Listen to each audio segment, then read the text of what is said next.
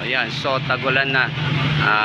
Check nyo to mga kakwentuhan, mga nagne-negosyo, nagtitinda ng food cart. Arigo, tapa pa.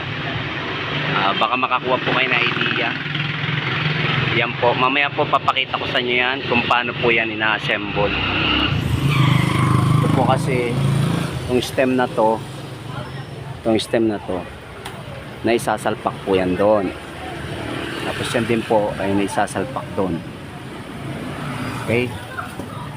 Baka makakuha po kayo na idea para sa inyong kariton, lalo na sa tag-ulan. Yan po, lalaki po yung ano nyo, place nyo. Yan po yung sa likod.